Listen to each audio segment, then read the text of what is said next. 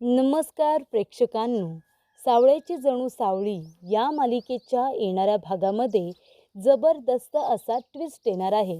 तर प्रेक्षकांनो, होळी सेलिब्रेशनमध्ये इथे आता जगन्नाथने खूपच हुशारीने भैरवीला भांग प्यायला लावलेली असते आणि सावळीला वाचवलेलं असतं. भैरवीने भांग पिताच भांगेच्या नशेमध्ये 3 खुलासे केलेले असतात. महत्त्वाचे 3 खुलासे करत तिने आपल्या कारस्थानाचा पाढा संपूर्ण मेंदळे कुटुंबासमोर वाचलेला असतो आणि त्यानंतर ताराने सांगितल्याप्रमाणे दुसऱ्याच दिवशी भैरवीची मेंदळे कुटुंबामधून हाकलपट्टी करण्यात आलेली असते. तर प्रेक्षकांनो, येणाऱ्या भागामध्ये कशा पद्धतीने या गोष्टी पुढे घडत जातात आपण सविस्तरपणे बघूया. तर प्रेक्षकांनो, इथे आता ताराचं नाव सांगून भैरवी वजे ही मेंदळे कुटुंबाच्या घरामध्ये मुक्काम ठोकून बसलेली असते. ताराला तिचं घरामध्ये असणं हे अजिबात आवडत नसतं. तेव्हा तिने अल्टिमेटम दिलेलं असतं की जर भैरवी घरातून गेली नाही तर मी घर सोडून जाणार.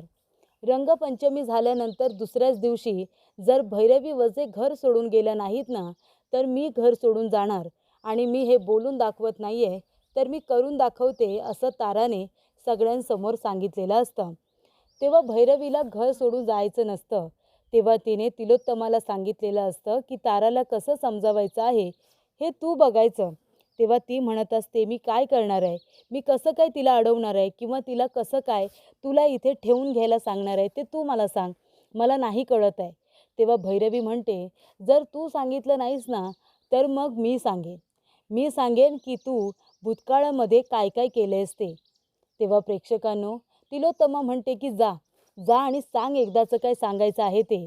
पण म्हणून प्रत्येक वेळेला मला वेठीस धरून माझ्याकडून चुकीची कामं करून घेऊ नकोस, कळलं ना. त्यामुळे त्या सावळीचा संशय अजूनच माझ्यावरती वाढतोय. तिला वाटतच असेल ना की मी कधीच चुकीचं वागणं खपून घेत नाही. मग तरीसुद्धा मी तुला या घरामध्ये का राहू देते, तुझी प्रत्येक गोष्ट मी का ऐकते, असा प्रश्न सावळीला पडलाच असेल ना, नाही का. होळीला पण तू काय सांगितलंस की पूजा कोण करणार, तारा आणि सोहम पूजा करणार. अगं अमृता आणि राजकुमार नंतर या घरामध्ये सावळी आणि सारंग मोठी आहेत ना. पण तू काय सांगितलंस, तारानेच पूजा करायची आणि जर तसं नाही झालं तर तू मला पुन्हा धमकी दिलीस. प्रत्येक वेळेला तुझ्या धमकीला घाबरून मी चुकीचं वागणार नाही आहे, कळलं ना. तुला जे काय करायचं आहे ना ते तू कर. तेव्हा इथे भैरवी म्हणत असते, मलाच काहीतरी करावं लागणार आहे. ही तारा पण ना स्वतःच्या आईला सुखाने काही राहू देणार नाही. घरातले लोक काहीच बोलत नाही. हिलाच या घरातून मला लवकरात लवकर बाहेर काढायचं आहे, असं इथे भैरवी म्हणते. त्यानंतर तिला फक्त इथे आता सावळीची नाचक्की करायची असते. सावळीमुळे भैरवीचा खूप अपमान झालेला असतो ना. भैरवीची मीडियामध्ये बदनामी झालेली असते. सगळे लोक तिला इथे वाटेल तसं बोलत असतात आणि भैरवीच्या तोंडाला काळंसुद्धा फासण्यात आलेलं असतं. त्यामुळे भैरवीला सावळीकडून या सगळ्याचा वचपा काढायचा असतो आणि तिने त्यासाठी संपूर्ण मेंदळे कुटुंबाला वेठीस धरलेला आहे. खरं तर इथे आता तिलोत्तमालासुद्धा भैरवीचं घरामध्ये असणं सतत खूपत असतं. पण भूतकाळामध्ये झालेल्या चुकांमुळे ती आता भैरवीला सहन करत असते. तेव्हा प्रेक्षकांनो, इथे आता होळीमध्ये सुद्धा तिने सावळीला मारण्याचा प्रयत्न केलेला असतो आणि त्याच वेळेला अनामिका मेंदळे कुटुंबाच्या घरी आलेली असते आणि तेव्हा भैरवीला सावळीचा जीव घेता आलेला नसतो. त्यानंतर तिने सावळीची पुन्हा एकदा नाचक्की व्हावी यासाठी दुसरा प्रयत्न केलेला असतो. तर इथे अनामिकाला घरातली कामं करण्यासाठी, त्यांची मदत करण्यासाठी आणलेलं असतं. अनामिका एक चांगली मुलगी आहे. ती घरातली सगळी कामं अगदी व्यवस्थित आणि प्रामाणिकपणे करतच असते. सगळ्यांना मदतसुद्धा करत असते. तेव्हा इथे अनामिकाचा कल आता नीलकडे जरा जास्त जात असतो. नीललासुद्धा अनामिका आणि तिची सवय ही हळूहळू आवडायला लागलेली असते. पण हे सगळं करत असताना एक गोष्ट कळत नसते, अनामिका भैरवीचं सगळंच ऐकत असते. म्हणजे ती चांगलं सांगू दे किंवा वाईट, या सगळ्या गोष्टी भैरवी आता अनामिकाकडून खूपच हुशारीने करून घेत असते. तिने एक जबाबदारी दिलेली असते की सावळीच्या दुधाच्या ग्लासमध्ये उद्या तुला यातली थोडीशी पावडर मिक्स करायची आहे. तेव्हा अनामिका विचारते, पण या आहे तरी काय, सावळीताईला याच्यामुळे त्रास नाही होणार ना. तेव्हा भैरवी म्हणते, नाही ग, अजिबात त्रास होणार नाही. एक गोष्ट लक्षात ठेवायची, सारखं आपलं सावळीताई सावळीताई करायचं नाही. तू इथे कशासाठी आलीस ना, हे लक्षात ठेवायचं, कळलं ना? तेव्हा अनामिका म्हणते की भैरवी माई, सगळं काही माझ्या लक्षात आहे, पण आधी तुम्ही मला सांगा, ही पावडर घेतल्यामुळे सावळीताईला त्रास तर होणार नाही ना? तेव्हा भैरवी म्हणते, नाही ग, फक्त थोडीशी नशा येईल, थोडीशी मज्जा, उद्या रंगपंचमी आहे ना म्हणून. तेव्हा ती म्हणते, बरं ठीक आहे, यातली थोडी पावडर मी सावळीताईला नक्की देईन. आणि त्यानंतर तो डबा ती आपल्याबरोबर घेऊन जाते. रंगपंचमीच्या वेळेला सगळेजण छान आता पांढरे कपडे घालून तयार बसलेले असतात. सगळ्या बायका इथे पांढऱ्या साड्या नेसून तयार असतात. तेव्हा इथे आता सावळी आणि अमृता बसून बसून काम करत असते. सावळी किचनमध्ये स्वयंपाकाचं बघत असते. तेव्हा अनामिका म्हणत असते, अरे तुम्ही कशाला करताय? ही कामं करण्यासाठीच मी आहे ना, मी करते ना, तुम्ही जा बरं. रंगपंचमी आहे, तुम्ही सगळेजण एन्जॉय करा. तेव्हा सावळी म्हणते, का गं अनामिका, तू येणार नाही आहेस का आमच्याबरोबर रंग खेळायला? ती म्हणते, नाही नाही, अहो आम्ही नोकर माणसं, आम्ही इथे घरामध्ये कामं करणार, मग तुम्हाला काय हवं नको ते बघायला नको का? तेव्हा ती म्हणते, हे बघ, तू नोकर वगैरे काही नाही हा, तू इथे काम करायला आली आहेस, आमची मदत करायला आली आहेस, आणि आम्हाला तू आव बोलायचं नाही. एकेरी आवाज मारलास ना तरीसुद्धा चालेल, आणि तू या घरातली एक मेंबर आहेस. अमृता म्हणते, अगदी बरोबर बोलते सावळी. अनामिका, तू जोपर्यंत इथे काम करणार आहेस ना, तोपर्यंत तू आमच्या घरातला एक सदस्य आहेस, भाग आहेस. त्यामुळे अजिबात स्वतःला एकटं समजायचं नाही, आणि आमच्याबरोबर तुलासुद्धा रंगपंचमी खेळावीच लागेल हा. तेव्हा सावळी म्हणते, अगदी बरोबर, चल बरं, आता आपण दोघीजणी पटापट स्वयंपाक करूया आणि सगळ्यांबरोबर रंग खेळायला जाऊ, हो की नाही? तेव्हा इथे आता अनामिका विचार करत असते की काय करू? जर इथे आता सावळीताईसुद्धा थांबली, तर मी दुधाच्या ग्लासमध्ये तिच्यासाठी औषध कसं काय मिक्स करू? असा प्रश्न आता उरलेला असतो. तेव्हा इथे अनामिका दूध गरम करायला ठेवते, कारण भैरवी माईने सांगितलेलं काम तिला सगळ्यात आधी करायचं असतं. मग ते बरोबर आहे की खूपच चूक आहे, याची विचारणासुद्धा अनामिका करत नसते. आणि त्याच वेळेला रंगपंचमी खेळायला तिथे जगन्नाथ आणि अलका हे दोघे जण आलेले असतात. तेव्हा जगन्नाथ अनामिकाला बघतो ना, तेव्हा त्याला सातत्याने असं वाटत असतं की त्याने अनामिकाला याआधीसुद्धा कुठेतरी बघितलंय, ती त्याला ओळखीची वाटत असते. तेव्हा इथे अनामिकाने दुधाचा ग्लास तयार केलेला असतो, आणि त्यानंतर त्याच्यामध्ये थोडीशी पावडर टाकलेली असते. तेव्हा इथे भैरवी म्हणते, अनामिका, मी सांगितलेलं काम केलंस का? तेव्हा अनामिका म्हणते, हो केलं. आणि त्याच्यामध्ये मी दिलेली पावडर मिक्स केलीस का? तेव्हा अनामिका म्हणते, हो केलेली आहे. तेव्हा जगन्नाथने लांबून आता बोलणं ऐकलेलं असतं. ती म्हणत असते की हा ग्लास सावळीलाच द्यायचा, बाकी कुणालाही द्यायचं नाही. हे ग्लासमधलं जे दूध आहे ना, ते सावळीनेच प्यायला पाहिजे. तेव्हा प्रेक्षकांनो, इथे आता अनामिका म्हणते, ठीक आहे, सांगितल्याप्रमाणे सगळं काही होईल. तेव्हा प्रेक्षकांनो, जगन्नाथ म्हणतो, ए मुली, एक एक मिनिट थांब ग जरा, माझ्यासाठी थोडं पाणी प्यायला आणतेस का? मला पाणी हवं आहे.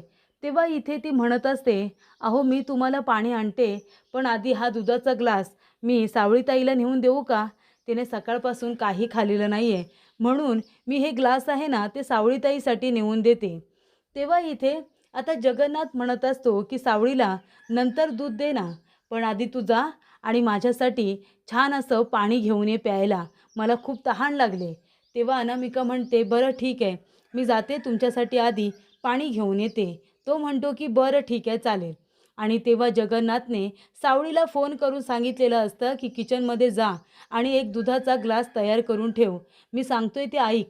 तेव्हा सावळी पटकन आता किचनमध्ये जाते आणि दुधाचा ग्लास आता भरून ठेवते, आणि तो सांगतो की त्या ग्लासबरोबर इथे आता अनामिकाच्या हातामध्ये जो दुधाचा ग्लास आहे ना, तो तुला बदली करायचा आहे. तेव्हा सावळी म्हणते, ठीक आहे. आणि तेव्हा सावळी किचनमध्ये जाते, दुधाचा एक ग्लास तयार करून ठेवते. तेव्हा त्या ठिकाणी आता लगेच गेलेली असते ती म्हणजे अनामिका. तिने ट्रे दुधाचा तिथे ठेवलेला असतो आणि जगन्नाथसाठी ती पाणी घेऊन जाते. तेव्हा सावळी हळूच जाते आणि ट्रेमध्ये असलेल्या दुधाच्या ग्लासबरोबर आपल्या हातामध्ये असलेला दुधाचा ग्लास एक्सचेंज करते. आणि त्यानंतर इथे जगन्नाथ पाणी घेतो आणि म्हणतो की जा जा, हे दुधाचा ग्लास तू सावळीसाठी घेऊन जात होतीस ना? तेव्हा इथे अनामिका म्हणते, हो ना, हा दुधाचा ग्लास सावळीताईसाठीच आहे. तेव्हा इथे लगेच सावळीला ती म्हणते, "तुम्ही इथेच आहात का? हा दुधाचा ग्लास तुमच्यासाठी. तुम्ही सकाळपासून काही खाल्लेलं नाही आहे ना म्हणून." तेव्हा जगन्नाथ म्हणतो, की "घे." तेव्हा सावळी घेते आणि दूध प्यायला सुरुवात करते आणि ती म्हणते, "तू एक काम करतेस का? हा आहे ना भैरवी माईंसाठी दुधाचा ग्लास घेऊन जा. त्यांनीसुद्धा जास्त काही खाल्लं नाही आहे, त्यांना ॲसिडिटी होईल. तेव्हा हा दुधाचा ग्लास तू त्यांच्यासाठी घेऊन जा." तेव्हा इथे आता सावळीच्या हातामध्ये भांगेचा ग्लास असतो आणि ती आता भैरवी माईसाठी घेऊन जाते. भैरवी विचारते, की "सावळीला भांग टाकलेलं दूध दिलंस का?" ती म्हणते, की "हो दिलं आणि ती प्यायलीसुद्धा. हे दुधाचं ग्लास मी तुमच्यासाठी आणले." ती म्हणते, "याच्यामध्ये काही मिक्सर केलं नाहीस ना?" ती म्हणते, "नाही, नाही माई, काय बोलताय हे तुम्ही?" आणि आता दुधाचं ग्लास तिच्याकडे आलेलं असतं आणि त्या दुधाच्या ग्लासमध्ये असलेलं दूध ती प्यायली. तेव्हा तिला ती भांग आता हळू चढलेली असते. तिला नशा चढलेली असते आणि इथे सावळीच्या ऐवजी भैरवीच आता विचित्र वागायला सुरुवात करते. भैरवीला भांग चढल्यानंतर भांगेच्या नशेमध्ये ती आता असं काही बोलून जाते, जे तिला बोलायला नको होतं. 3 खुलासे तिने केलेले असतात. महत्त्वाचा खुलासा म्हणजे डॉक्टर साखरे आणि इथे भैरवी वजे यांची आधीपासूनची मैत्री आहे. गेले 2-3 वर्षांपासून ते दोघेजण एकमेकांच्या कारस्थानामध्ये एकमेकांना मदत करतात. त्याच्यामध्ये अनामिका ही खरी अनामिका नाहीच आहे, ती सानिका आहे सानिका आणि तिची सर्जरी झालेली आहे. या गोष्टीचा खुलासा इथे आता भैरवी वजे हिने केलेला असतो. ती जगन्नाथजवळ जाते आणि म्हणते, "काय जगन्नाथ, तुला असं वाटतंय ना की तुझी मुलगी जिवंत नाही आहे? अरे काय रे तू?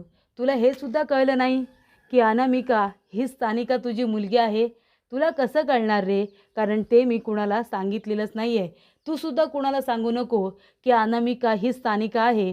पण तिला काही आठवत नाही रे, तिला काहीच आठवत नाही. त्याच तर संधीचा मी फायदा करून घेतलाय." असं ती आता म्हणते. आणि तिसरी गोष्ट म्हणजे ही आहे, की ज्या वेळेला सानिका जळली, तेव्हा त्या सगळ्या प्रकरणामध्ये तिलोत्तमाचा हात नव्हता. पण तरीसुद्धा ती तिलोत्तमाला या प्रकरणामध्ये फसवत असते. खरं तर या सगळ्यामध्ये जर कुणाचा हात असेल तर डॉक्टर साखरे आणि भैरवी वजे या दोघांचा हात असतो. पण इथे भैरवी मुद्दामूनच आता या सगळ्या प्रकरणामध्ये तिलोत्तमाला अडकवते. कारण त्यावेळेला तिलोत्तमाला सानिका इतकी काही पसंत नसते आणि नीलच्या आयुष्यातून तिला फक्त बाहेर काढायचं असतं. तिला इजा पोचवायची नसते, मारायचं नसतं. पण इथे भैरवीमुळे तिचा चेहरा हा पूर्णपणे जळलेला असतो आणि त्यानंतर सर्जरी करून तिचा चेहरा हा बदलण्यात आलेला असतो आणि सर्जरी झाल्यानंतर तिला सानिकाची अनामिका केलेली असते. पण ती जगन्नाथचीच मुलगी असते हे तिने भांगेच्या नशेमध्ये सांगितलेलं असतं. दुसरी गोष्ट ही की तिलोत्तमाची या प्रकरणामध्ये काही चूक नव्हती. तिलोत्तमाला तर मी फसवलं तिने तर काहीच केलेलं नाही आहे. पण इतकी वर्ष अपराध्यासारखी भावना मनामध्ये ठेवून ती जगत होती. पण या सगळ्यामध्ये तिलोत्तमाची काही चूक नाही आहे. मी आजारपणाचं नाटक केलं कारण मला या सावळीला मारायचं होतं. या सावळीचं आयुष्य उद्ध्वस्त करायचं होतं आणि म्हणून मी इथे आजारपणाचं नाटक करून राहिले. माझ्या मुलीचं कारण दिलं. पण मला काही फरक पडत नाही. तारा माझ्याशी बोलली काय किंवा नाही बोलली काय. मला तर फक्त हे मेंढरे कुटुंब उद्ध्वस्त करायचं होतं आणि ह्या सावळीला कायमस्वरूपी या कुटुंबातून बाहेर हकलून द्यायचं होतं. यासाठी मी हे सगळं राजकारण केलं, असं भैरवी स्वतःच्याच तोंडाने स्वतःचा गुन्हा कबूल करत सगळ्यांना सांगते. तर अशा रीतीने ताराने जी डेडलाईन दिलेली असते की उद्या तुला हे घर सोडून जायचं आहे, तर आदल्या दिवशी तिथे जगन्नाथने खूपच हुशारीने भैरवीच्या तोंडून सगळं सत्य वधून घेतलेलं असतं. डॉक्टर साखरे खोटं बोललेला असतो आणि त्याने भैरवीचं नाव घेतलेलं नसतं. ही गोष्ट तेव्हा जगन्नाथच्या लक्षात आलेली असते आणि म्हणूनच भांगेचं ग्लास हे आता भैरवीला दिल्यानंतर तिला नशा चढलेली असते आणि त्याच्यामध्ये तिने 3 सत्याचे खुलासे केलेले असतात. पहिली ती म्हणजे तिलोत्तमाची या प्रकरणामध्ये काही चूक नाही. दुसरी म्हणजे साखरे डॉक्टरांनीच इथे सानिकाची सर्जरी केलेली असते आणि सानिका हीच अनामिका आहे हे सुद्धा सांगितलेलं असतं आणि हे सगळं त्या भैरवीनेच केलेलं आहे. या गोष्टीचा सुद्धा खुलासा तिने स्वतःहून केलेला असतो, ते सुद्धा आजारपणाचं नाटक करून. तर अशा रीतीने तिलोत्तमा निर्दोष आहे हे तिला समजलेलं असतं आणि इथे आता सानिका हीच अनामिका आहे. म्हणजे सानिका ही जगन्नाथला त्याची मुलगी 2-3 वर्षांनी परत मिळालेली असते आणि त्याचबरोबर भैरवीचा खरा चेहरा पुन्हा एकदा मेंदळे कुटुंबासमोर आलेला असतो आणि दुसऱ्याच दिवशी इथे आता भैरवीची घरातून हकालपट्टी करण्यात आलेली असते.